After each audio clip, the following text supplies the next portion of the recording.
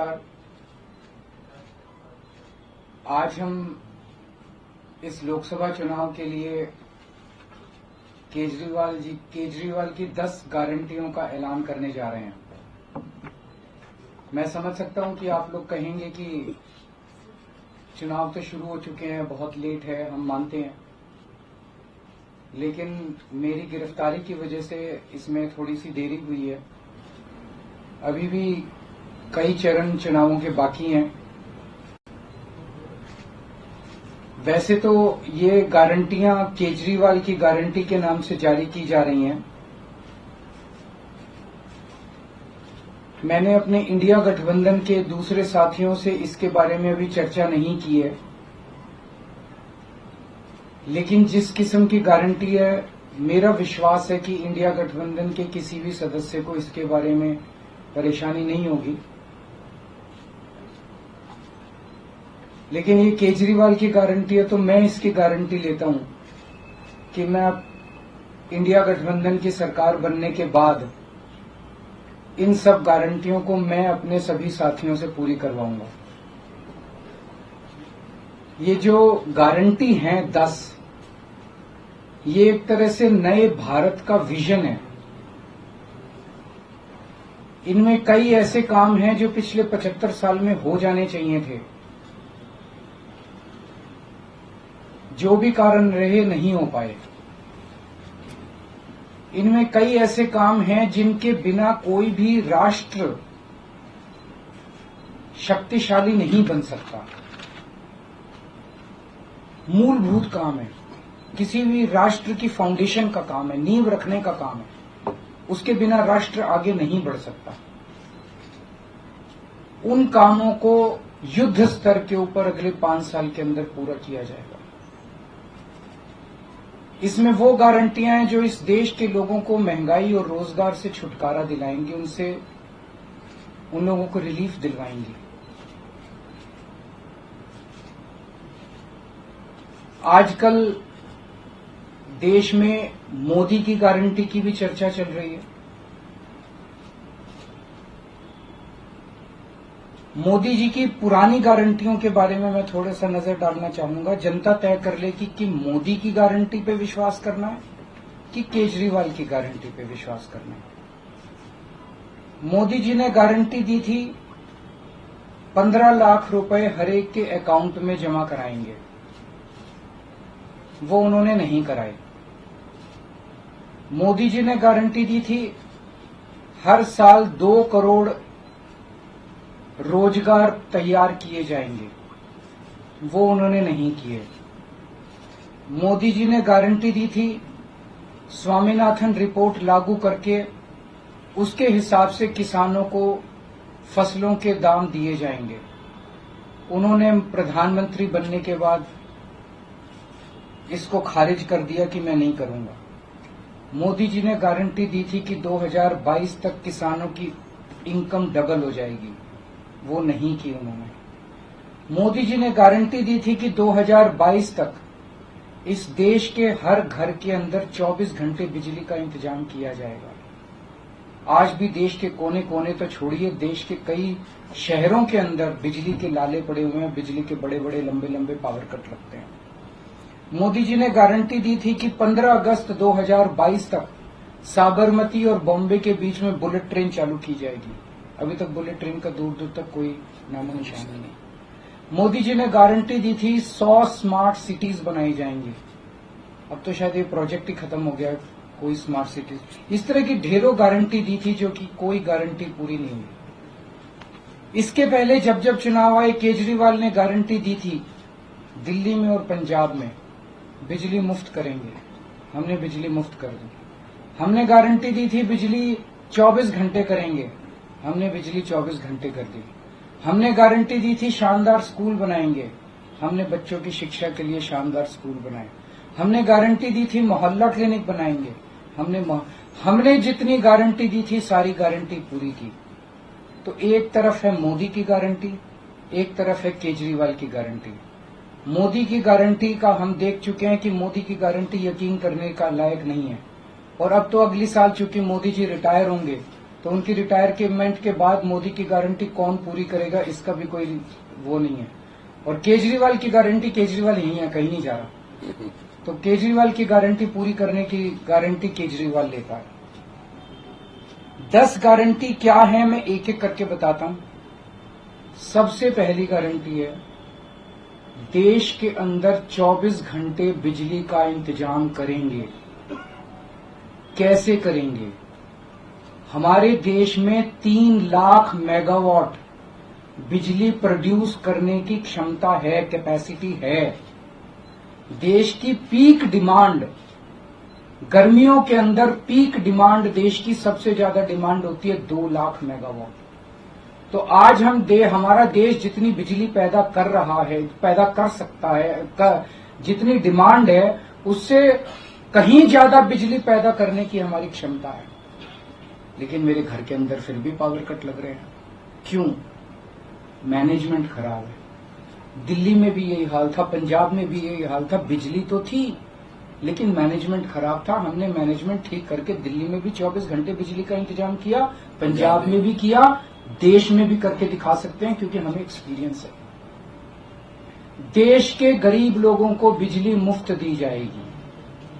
दिल्ली में करके दिखाई, पंजाब में करके दिखाई, पूरे देश के अंदर फ्री कर सकते हैं। 1.25 लाख करोड़ रुपए का खर्चा आएगा। एक एक कैलकुलेशन करके लाया हूं मैं हवा में गारंटी नहीं देता। केजरीवाल की गारंटी एक ब्रांड है मार्केट के अंदर। अगर हम कुछ बोलते हैं तो वो पूरी करते हैं। तो 1.25 लाख करोड़ रुपए का खर्चा आएगा। 1.25 लाख करोड़ रुपए हम इंतजाम करेंगे। 1.25 लाख, उसके अंदर पूरे देश के गरीबों को 200 यूनिट बिजली मुफ्त मिल सकती है। आज भी हमारे देश के गरीब लोगों को ये बिजली की पहली गारंटी थी। दूसरी गारंटी है शिक्षा की। कोई भी देश तब तक तरक्की नहीं कर सकता जब तक उसके हर बच्चे को अच्छी शिक्षा का इंतजाम ना कर दिया जाए। अगर किसी देश के अंदर ढेरों लोग अनपढ़ हैं, अगर किसी देश के अंदर कई बच्चों को बिलो स्टैंडर्ड, सब क्वालिटी, गंदी बेकार शिक्षा मिलती है, वो देश कभी आगे नहीं बढ़ सकता। आज हमारे देश के अंदर सरकारी स्कूलों का बुरा हाल है। 10 लाख सरकारी स्कूलों के अंदर 18 करोड़ बच्चे पढ़ते हैं जिनका कोई भविष्य नहीं है। दिल्ली के अंदर हमने करके दिखाया, पंजाब के अंदर करके दिखाया। देश के सारे सरकारी स्कूलों को शानदार बनाएंगे, अच्छे बनाएंगे, प्राइवेट स्कूलों से भी बेहतर बनाएंगे।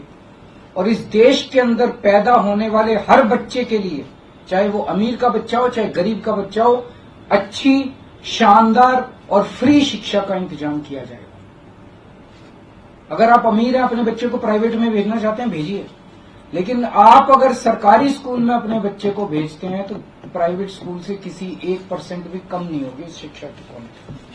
ऐसी शिक्षा का इंतजाम गांव-गांव के कोने-कोने, देश के कोने-कोने में अच्छी शिक्षा का इंतजाम करेंगे। दिल्ली में किया, पंजाब में किया, हमें करना आता है, हमारी नीयत है। ये काम आजादी के वक्त हो जाना चाहिए था लेकिन नहीं हुआ। देर आए दुरुस्त आए, आजादी के 75 साल बाद भी हो गया तो बहुत अच्छी बात है। इस काम को करने के लिए 5 लाख करोड़ रुपए लगेंगे। 2.5 लाख करोड़ रुपए केंद्र सरकार देगी, 2.5 लाख करोड़ रुपए राज्य सरकार देगी। हर साल 5 साल में हर साल 50,000 करोड़ रुपए का खर्चा आएगा केंद्र सरकार को।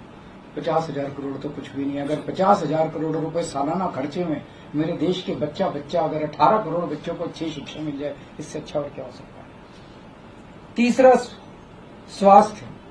अगर मेरे देश की जनता स्वस्थ होगी, बीमारी नहीं होगी, तो देश तरक्की करेगा। पढ़ी लिखी जनता होगी, स्वस्थ जनता होगी, तो ये 140 करोड़ लोग ही तो इस देश को आगे ले जाएंगे। कोई एक प्रधानमंत्री थोड़ी देश को आगे ले जाता है, जनता आगे ले जाती है। तो सब लोगों को अच्छे इलाज का इंतजाम करेंगे। आज अगर किसी को के घर में कोई बीमार हो जाए, बड़ी बीमारी हो जाए, सरकारी अस्पतालों का बुरा हाल है पूरे देश के अंदर और प्राइवेट वालों ने लूट मचा रखी है। पूरे देश में कोने कोने में, हर गांव में, हर मोहल्ले में मोहल्ला क्लिनिक खोला जाएगा। शानदार डिस्ट्रिक्ट हॉस्पिटल्स जितने, उनको मल्टी स्पेशलिटी बना के उनको शानदार प्राइवेट हॉस्पिटल्स की तर्ज पे बनाया जाएगा। और इस देश में पैदा होने वाले हर व्यक्ति का पूरा इलाज मुफ्त होगा। इंश्योरेंस के आधार पे नहीं होगा। ये बहुत बड़ा स्कैम है। जितनी सरकारी, राज्य सरकारें, केंद्र सरकार इंश्योरेंस आधारित जो स्कीम बनाती हैं, ये सब बहुत स्कैम है इंश्योरेंस कंपनीज के साथ। हम इंफ्रास्ट्रक्चर क्रिएट करेंगे, कोने कोने के अंदर, गांव गांव के अंदर इंफ्रास्ट्रक्चर क्रिएट करेंगे, हेल्थ इंफ्रास्ट्रक्चर क्रिएट करेंगे, अस्पताल बनाएंगे, मोहल्ला क्लिनिक बनाएंगे, ताकि लोग वहां जाके अपना इलाज करा सकें। और सबका इलाज मुफ्त होगा, चाहे अमीर हो चाहे गरीब हो। इसके लिए भी 5 लाख करोड़ रुपए का खर्चा आएगा। 2.5 लाख करोड़ राज्य सरकार देगी, 2.5 लाख करोड़ केंद्र सरकार देगी। 5 साल के अंदर 5 लाख करोड़ रुपए, हर साल 50-50 हजार करोड़ का खर्चा आएगा। राष्ट्र सर्वोपरि, हमारी चौथी गारंटी। चीन ने हमारे देश की जमीन पे कब्जा कर लिया है। हमारी केंद्र सरकार से जब भी पूछा जाए, वो कहते हैं कोई नहीं आया, कुछ नहीं हुआ। सब जानते हैं, पूरी दुनिया जानती है, सैटेलाइट का जमाना है, सबके पास तस्वीरें हैं कि किस तरह से चीन ने हमारी सरजमी के ऊपर घुस के और उसके हमारी जमीन के ऊपर कब्जा कर लिया। झुठलाने से समस्या का समाधान नहीं होगा, लोगों से छुपाने से समस्या का समाधान नहीं होगा। हमारे देश की सेना के अंदर बहुत ताकत है। हमारे देश की सेना को एक बार इजाजत तो दीजिए, उसको स्वतंत्रता तो दीजिए काम करने की। वो देखिए आपको जीत के लाती है। तो हमारे देश की जितनी जमीन पे चाइना ने कब्जा किया हुआ है, उस जमीन को चाइना के कब्जे से छुड़वाएंगे। इसके लिए एक तरफ डिप्लोमेटिक लेवल पे एफर्ट्स किए जाएंगे और सेना को पूरी स्वतंत्रता दी जाएगी कि वो इसके बारे में जो कदम उठाना चाहे कदम उठा सकती है। सेना को आज जो रोका जा रहा है वो रोका नहीं जाएगा। आज हमारी ये अग्निवीर योजना जो है कि हमारे युवाओं को फौज में भर्ती करके 4 साल के बाद निकाल दिया जाता है। लोगों की एक ओनरशिप नहीं बनती। 4 साल के बाद अगर आप निकाल देंगे तो एक तरह से हम सेना को सबसे कटिंग एज लेवल के ऊपर हम कमजोर कर रहे हैं। ये अग्निवीर योजना सेना के लिए भी बहुत हानिकारक है और जो बच्चे युवा हमारे अग्निवीर बन के जा रहे हैं वो लोग भी बहुत त्रस्त हैं। अग्निवीर योजना को बंद किया जाएगा। जितने बच्चों को अभी तक अग्निवीर में शामिल किया जाए उनको पक्का डिक्लेयर किया जाएगा। उनको राष्ट्रीय सम्मान भी नहीं मिलता संस्कार के समय, तो उनको पक्का किया जाएगा, उनको पक्का डिक्लेयर किया जाएगा। और सेना के अंदर ये ठेकेदारी के ऊपर एक तरह से कच्चे में अग्निवीर तो कच्ची नौकरी हुई ना, कच्ची नौकरी ये बंद की जाएगी और वापस पक्के के अंदर बच्चों को लिया जाएगा। और सेना को ये अग्निवीर योजना लाए थे क्योंकि केंद्र सरकार का मानना था कि सेना के ऊपर उनकी तनख्वाह और उनकी पेंशन के ऊपर पैसा ज्यादा खर्च हो रहा है। सेना के ऊपर और इस देश की सुरक्षा के ऊपर जितना पैसा खर्च करने की जरूरत है उतना पैसा खर्च किया जाएगा। देश की सुरक्षा के साथ खिलवाड़ नहीं किया जा सकता। छठी गारंटी किसानों के लिए। किसानों को आप इज्जत की जिंदगी दे सकते हैं अगर आप उनको उनकी फसलों के पूरे दाम दे दें। किसान कोई भीख नहीं मांग रहा, किसान अपना हक मांग रहा है। किसान अपनी बारिश में, धूप में मेहनत करके और अपनी फसल उगाता है और उसके बाद जब उसको फसलों के पूरे दाम नहीं मिलते तब वो अपने ऋण नहीं चुका पाता, आत्महत्या करने के लिए मजबूर होता। अगर आप उसकी फसलों के दाम सुनिश्चित करते हैं तो किसान को आपसे कोई फेवर नहीं चाहिए। स्वामीनाथन रिपोर्ट के आधार के ऊपर किसानों को उनकी फसलों के सभी फसलों के पूरे दाम एमएसपी के आधार पर पूरे दाम दिलवाए जाएंगे। 7वीं गारंटी, दिल्ली को पूर्ण राज्य का दर्जा दिलवाया जाएगा, जो दिल्ली वासियों का कई दशकों से दिल्ली के लोगों का हक है।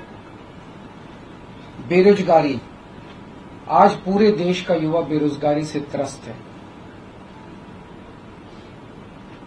इसके लिए हमने बहुत डिटेल्ड प्लानिंग की है। हमारे मंत्रियों ने, हमारी टीम ने बैठ के, सब लोगों ने बैठ के कि 1 साल के अंदर 2 करोड़ रोजगार का इंतजाम किया जाएगा ताकि हमारे युवकों को बेरोजगारी से निकाला जा सके। ये प्रोडक्टिव और इफेक्टिव एम्प्लॉयमेंट होगी। भ्रष्टाचार, बीजेपी की वॉशिंग मशीन को चौराहे के ऊपर खड़ा करके तोड़ा जाएगा। बीजेपी की वॉशिंग मशीन इस देश का भ्रष्टाचार का सबसे बड़ा कारण है। सबसे बड़ा सोर्स जो है वो बीजेपी की वॉशिंग मशीन है। ईमानदार लोगों को जेल भेजने और बेईमानों को संरक्षण देने की आज जो मौजूदा व्यवस्था है, इस व्यवस्था को समाप्त किया जाएगा। दिल्ली और पंजाब में जिस तरह से हमने भ्रष्टाचार पे दोनों लेवल पे, छोटे लेवल का भ्रष्टाचार और बड़े लेवल का भ्रष्टाचार, हमने जो वार किया है, उसी लेवल पे इफेक्टिव तरीके से पूरे देश को भ्रष्टाचार से निजात दिलवाई जाएगी।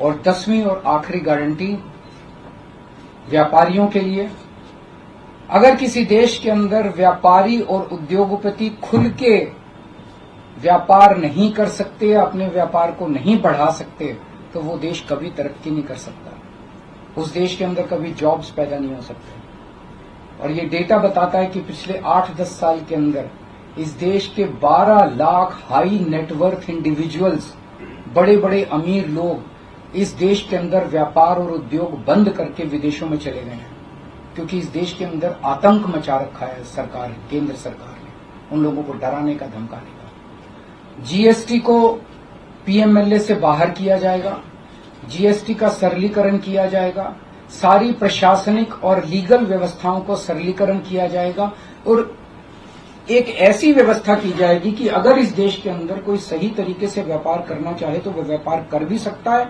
उद्योग खोल भी सकता है, ज्यादा परमिशंस की जरूरत नहीं होगी और बड़े स्तर के ऊपर हम व्यापार को और उद्योग को, हमारा टारगेट चाइना को पीछे छोड़ना है, जो आज इस दुनिया के अंदर इसमें व्यापार में और उद्योग में और प्रोडक्शन में बहुत आगे है। हमारा कंपटीशन उनके साथ है। तो इसके लिए सभी व्यापारियों को, उद्योगपतियों को आगे बढ़ने का मौका दिया जाएगा। ये हम लोगों की 10 गारंटी है और मजबूत गारंटी है और मैं समझता हूं कि देश को इन सब उससे तरक्की मिलेगी। अगर आपके कोई प्रश्न है तो। वॉशिंग मशीन वाली बात कही तो क्या इसका मतलब है कि जो कार्रवाई हो रही है वैसी कार्रवाई आप लोग नहीं, हम कह रहे हैं वॉशिंग मशीन तोड़ेंगे। हम ये कह रहे हैं कि आज ईमानदार लोगों को पकड़ पकड़ के जेल भेजा जा रहा है, बेईमानों को वो अपनी पार्टी में शामिल करके संरक्षण देते हैं और उनको ईडी और सीबीआई के केस में, ये व्यवस्था बंद की जाएगी। जो असली बेईमान है, जिन्होंने असली में बेईमानी की है, उन लोगों को पकड़ा जाएगा। इस तरह से पॉलिटिकल तरीके से विक्टिमाइजेशन बंद किया जाएगा। प्रधानमंत्री कुंभ को लेकर जो बात की उसमें गृह मंत्री का बयान है, उन्होंने कहा कि जो भाजपा की कानून में ऐसी बात नहीं लिखी हुई और देश भर के लोग चाहते हैं उत्तर से दक्षिण सचिव नरेंद्र मोदी। देखिए, कल मैंने बोला था कि मैंने क्या बोला था, 2014 में प्रधानमंत्री जी ने खुद ने कानून बनाया था, अपने नियम बनाए थे बीजेपी के लिए कि 75 साल की उम्र होने पे भारतीय जनता पार्टी के अंदर उनको कोई भारतीय जनता पार्टी अपने किसी भी नेता को किसी तरह की कोई जिम्मेदारी नहीं देगी और उनको रिटायर किया जाएगा। उस नियम के आधार पे आडवाणी जी को रिटायर किया गया, मुरली मनोहर जोशी जी को रिटायर किया गया, सुमित्रा महाजन जी को रिटायर किया गया, यशवंत सिन्हा जी को रिटायर किया गया, रीता बहुगुणा जोशी जी को रिटायर किया गया, संतोष गंगवार जी को, कई लोगों को रिटायर किया गया, यशवंत सिन्हा जी को रिटायर किया गया। तो कल जब मैंने कहा कि उस नियम के हिसाब से 17 सितंबर 2025 यानी कि अगले साल प्रधानमंत्री जी जब 75 साल के हो जाएंगे तो वो भी रिटायर हो जाएंगे। जब मैंने ऐसे कहा तो कल मैंने देखा कि बीजेपी के बहुत सारे नेताओं ने ये कहा कि वो नियम 75 साल वाला मोदी जी के ऊपर लागू नहीं होता। तो मैं समझता हूं कि जब भी ऐसा कुछ होता है, जब किसी पार्टी के सबसे बड़े नेता के ऊपर कोई टिप्पणी की जाती है तो जाहिर तौर पे उनकी पार्टी के लोग उनको उनके समर्थन में बोलते हैं। लेकिन मैं समझता हूं कि प्रधानमंत्री जी ने कुछ नहीं बोला। अभी उनकी पार्टी के नेता कह रहे हैं कि नहीं, हम उनको रिटायर नहीं होने देंगे, ये उनकी भावना है, उनके पार्टी के नेताओं की भावना है। प्रधानमंत्री जी ने जो नियम बनाया जिसके तहत आडवाणी जी को रिटायर किया गया, मैं समझता हूं कि प्रधानमंत्री जी किसी भी हालत में उस नियम को अपने ऊपर लागू होने से नहीं रोकेंगे। वो ऐसा नहीं कहेंगे कि जिस नियम में आडवाणी जी रिटायर हुए मैं उस नियम पे अपने ऊपर नहीं, या तो प्रधानमंत्री जी कह दें कि वो नियम अब मेरे ऊपर लागू नहीं होगा, आडवाणी जी के लिए बनाया था वो, या तो वो कह दें कि मैं नहीं समझता कि प्रधानमंत्री जी ऐसा कहेंगे। तो जाहिर तौर पे बाकी नेता सारे सपोर्ट कर रहे हैं उनको, लेकिन प्रधानमंत्री जी तो रिटायर होंगे। वो ऐसा, मेरी गुजारिश ये है कि प्रधानमंत्री जी ये बता दें कि उनका सक्सेसर कौन होगा, नहीं तो आपस में मारकाट मचेगी उनके अंदर। दूसरी चीज, एक और चीज है, कल मैंने जो कहा कि वन लीडर वन नेशन का जो वन नेशन वन लीडर का जो उनका वो आइडिया चल रहा है, उसके तहत एक तरफ वो विपक्ष के सारे नेताओं को जेल भेज रहे हैं और अपनी सारी पार्टी के सारे नेताओं की राजनीति खत्म कर रहे हैं। शिवराज सिंह चौहान जी की, वसुंधरा राजे की, डॉक्टर रमन सिंह को राजनीति से गायब खत्म कर दिया, खट्टर साहब को कर दिया। और अब जब मैंने जनता से पूछा, सारी जनता बोली योगी जी का अगला नंबर है। तो कल इनकी पार्टी के सारे नेताओं ने मोदी जी के लिए तो कहा कि मोदी जी पे 75 साल वाला लागू नहीं होगा, लेकिन एक भी नेता ने ये नहीं कहा कि योगी जी को नहीं हटाया जाएगा। तो एक तो ये पक्की हो गई पिछले 24 घंटे में बात कि अगले 2 महीने के अंदर योगी जी को उत्तर प्रदेश के सीएम से हटाया जा रहा है। इस देश के बच्चे बच्चे की जुबान पे ये था कि योगी जी को अगले 2 महीने में चुनाव जीतते ये लोग हटाएंगे।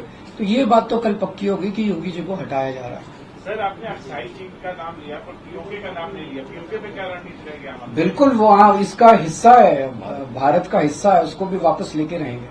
आप पीएम की गारंटी के सापेक्ष अपनी गारंटी लाए हैं, आपने अपने कुलीग से भी बात नहीं की। सबसे बात करके लाया हूं। नहीं, जो इंडिया अलायंस है आपको नहीं, मैं सहमत हूं, मैं उसके लिए माफी मांगता हूं। मैं इंडिया अलायंस के सभी पार्टनर से, क्योंकि समय कम था, चुनाव आधा बीत चुका है, मैं माफी मांगता हूं उनसे। लेकिन मैं समझता हूं कि स्कूल खोलने पे, अस्पताल खोलने पे उनको आपत्ति नहीं होनी चाहिए और मैं समझता हूं उनसे जब गारंटी है आपकी, तो क्या लगता है कि चुनाव बाद अगर इंडिया गठबंधन आता है तो आप भी पीएम पद के लिए ना, मैं पीएम पद में, लेकिन जो भी सरकार बनेगी उस सरकार से मैं करवा के लाऊंगा। मेरे पे भरोसा करो। Thank you.